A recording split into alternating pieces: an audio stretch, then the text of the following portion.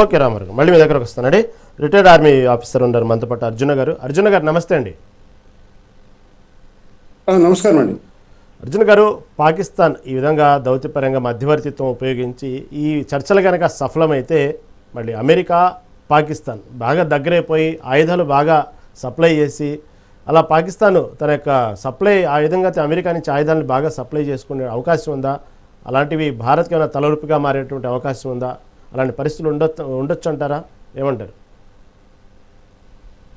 ముందుగా డిబేట్లో కూర్చున్న పెద్దలకి నా నమస్కారం అండి. తర్వాత టీవీ ఛానల్స్కి వచ్చి నా నమస్కారం, ప్రేక్షకులకు నా నమస్కారం అండి.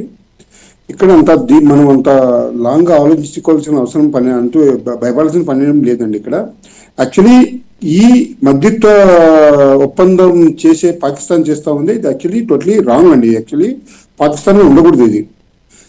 India America being a veto power country, వాళ్ళు వచ్చి యుఎన్ఓలో మనం ఇది చేయాల్సి ఉంది. యునైటెడ్ ఐక్యరాజ్య సమితిలో చేయాల్సింది.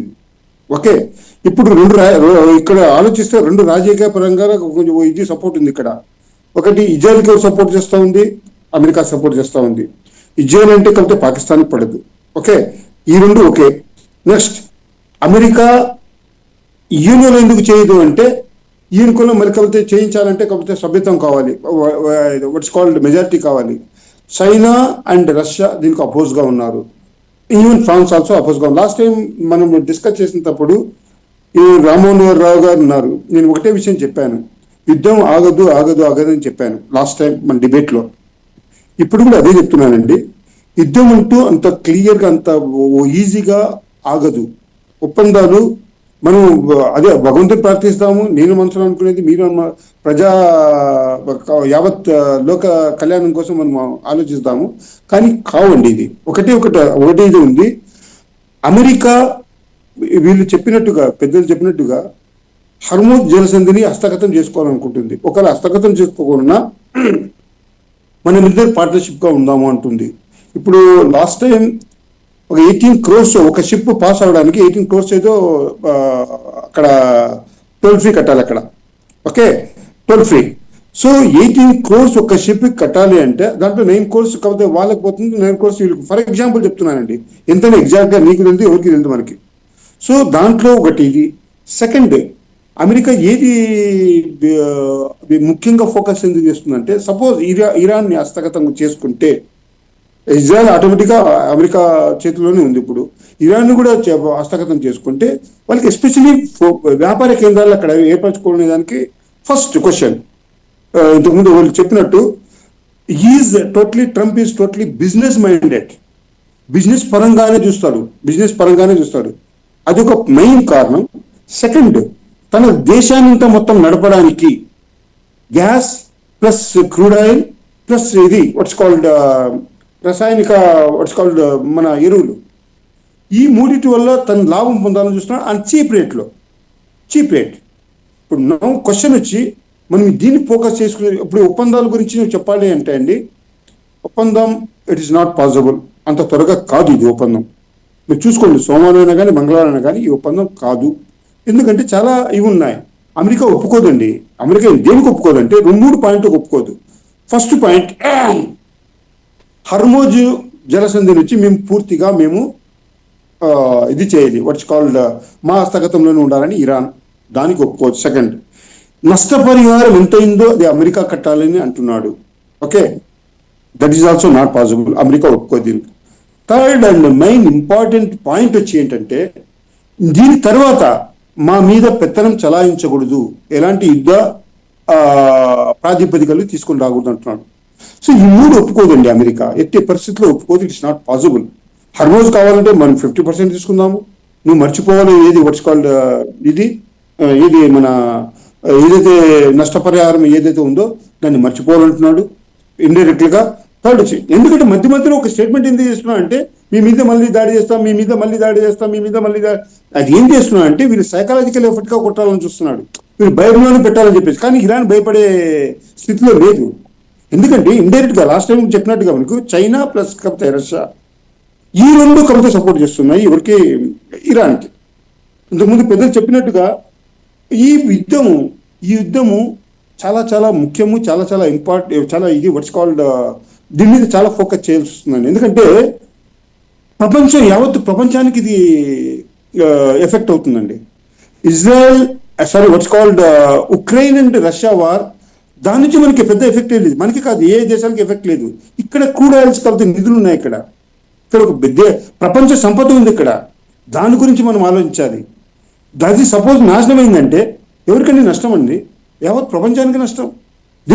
దాని వలన వాట్స్ కాల్డ్ ఓడలు నడవో, దాని వల్ల విమానాలు నడవో, దాని వల్ల కాకపోతే ట్రక్కులు నడవో, దాని వల్ల ట్రైన్ నడవో, దాని వల్ల ప్రతి ఒక్కరు నడవు. దానివల్ల మనం నష్టపోతాం. మన ప్రజానీకానికి నష్టం అయిపోతుంది.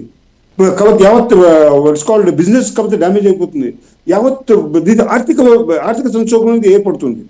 సో ఈ యుద్ధాన్ని ఆపాలని చెప్పేసి, ఎలా ఆపాలని చెప్పేసి దాని గురించి ఆలోచించాలి మనం ఇప్పుడు. సో మనకు ఇండియాకి ఎటువంటి ప్రమాదం లేదండి. సపోజ్ దీంట్లో పాకిస్తాన్ మధ్యత్వం తీసుకొని శాంతి ఇదిగా చేయాలని చెప్పేసి ఒకవేళ సక్సెస్ అయినా మనకి లాభం లేదు, మనకి నష్టం లేదు. సక్సెస్ కాకపోయినా మనకి నష్టం లేదు. వాళ్ళు ఇంతకుముందు మీరు అంటున్నారు వాట్స్ కాల్డ్ ఏది మన వెపన్స్ కొంటున్నారని చెప్పి, వెపన్స్ సంపద ఎక్కువ వస్తుంది పాకిస్తాన్కి, దానివల్ల మనకి ఎఫెక్ట్ అవుతుంది. ఏం కాదండి, దాన్ని మన ఇండియాని మనం తక్కువ అంచనా ఎవరు చేసుకోవాల్సిన అవసరం లేదు. India we are as equal as veto power country, there is no doubt at all. India వచ్చి అలాగా మనం ఏర్పరచుకున్నాము, ఎవరికి భయపడాల్సిన పని లేదు. ఈవెన్ విటో పవర్ కంట్రీ దేశంతోనే మనం యుద్ధానికి తయారుగా ఉన్నాం, అలాంటిది ఏం లేదు. పాకిస్తాన్ మన ముందు ఎంత. దీనికి ఇంకోటి ఆ వెపన్స్ గురించి చెప్పాను. ఇది US country, America right from the day 1 నుంచి కలిపితే అమెరికా దీనికి పాకిస్తాన్కి సపోర్ట్ చేస్తూ ఉంది. డే 1, ఈవెన్ 71 వార్లో అయినా కానీ 65 వార్లో అయినా కానీ వాళ్ళు సపోర్ట్ చేశారు. ఎవరు? అమెరికా. ఇండైరెక్ట్ గా మన మీద కూడా పెత్తనం చలాయించాలని చెప్పేసి 71 వార్లో మనం ఈస్ట్ పాకిస్తాన్ మనం వాళ్ళ ద్వారా పాకిస్తాన్ 2 భాగాలు చేశాము. ఈస్ట్ పాకిస్తాన్, వెస్ట్ పాకిస్తాన్ చెప్పేసి. ఈస్ట్ పాకిస్తాన్ బంగ్లాదేశ్గా ఏర్పడింది ఇప్పుడు. సో దానికి సపోజ్ ఒకవేళ ఇండైరెక్ట్ గా అమెరికా అప్పుడు డైరెక్ట్ ఇది కాలేదు, కానీ మనకి డైరెక్ట్ మీద బిగినింగ్ డే 1 నుంచి మనకి రష్యా సపోర్ట్ ఉంది. దానివల్ల వాళ్ళు వెనుకం చేశారు. నెక్స్ట్ పాకిస్తాన్కి ఏదైతే కాకపోతే వెపన్స్ వీళ్ళు సరఫరా చేశారో దాని నుంచి వాళ్ళు సఫలం సాధించలా. దే డిడ్ంట్ బికమ్ కాకపోతే వాట్స్ కాల్డ్ విక్టరీ. సో వాళ్ళకి వచ్చేది ఇదేం కాలేదు, కానీ వాళ్ళ ప్లాన్ వేరే ఉన్నది. 71 వార్ సపోజ్ ఇండియా ఓడిపోతే మనం బంగ్లాదేశ్ని ఒక స్థావరంగా, అమెరికా అడ్డాగా మనం ఉపయోగించుకోవచ్చు అని చెప్పేసి వాళ్ళు చాలా ప్రయత్నించారు. ముందు చాలా జరిగాయి, కానీ ప్రతి ఒక్క దాంట్లో ఫెయిల్ అయిపోయారు. కాబట్టి పాకిస్తాన్ ఎప్పటికీ మన ముందు పాకిస్తాన్ నథింగ్ అండి. పాకిస్తాన్ గురించి మనం అంత పెద్ద ఆలోచించాల్సిన అవసరం లేదు. మన మీద ఏదో పెద్ద కంట్రీ, మన గురించి ఆలోచించాల్సిందే. మనము we are as equivalent as veto power countries now. మనకి సభ్యత్వం ఇవ్వలేదు, పర్మనెంట్ సభ్యత్వం, that is their mistake. Okay, but we are capable. మనలో అంత శక్తి సామర్థ్యాలు మనలో ఉన్నాయి. ఇండియాలో మనం చేసుకోవచ్చు, పెద్ద ప్రాబ్లం లేదు. మనకంతా అన్ని సామర్థ్యాలు మనలో ఉన్నాయండి, పెద్ద ప్రాబ్లం లేదు. పాకిస్తాన్ ఒకవేళ సపోజ్ సక్సెస్ అయినా పర్వాలేదు, మనకేం నష్టం జరిగేదంటూ లేదు. ఒకవేళ సక్సెస్ కాకపోయినా పర్వాలేదు, వాళ్ళ మధ్య.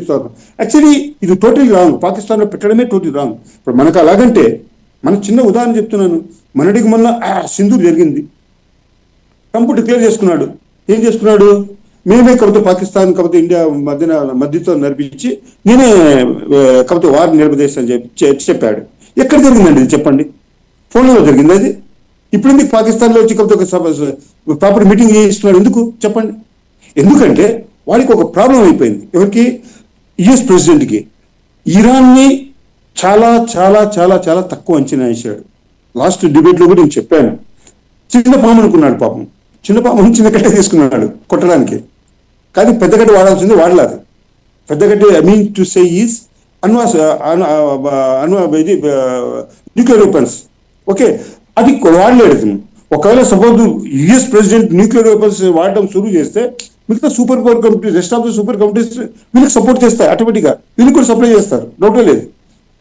ఇరాన్ దగ్గర ఆల్రెడీ ఉన్నాయి, ఎక్స్పోర్ట్ చేయడం లేదు, దట్స్ ఇట్. ఎందుకంటే చేయకూడదు అలాగా, ఎక్స్పోర్ట్ చేయకూడదు, వాడకూడదు మనం. రైట్, వాస్తవాలండి అర్జున్ గారు. మనం భయపడాల్సినంత పని లేదు. మన భారతదేశానికి అసలు పాకిస్తాన్కి పోల్చుకునే పరిస్థితుడుగా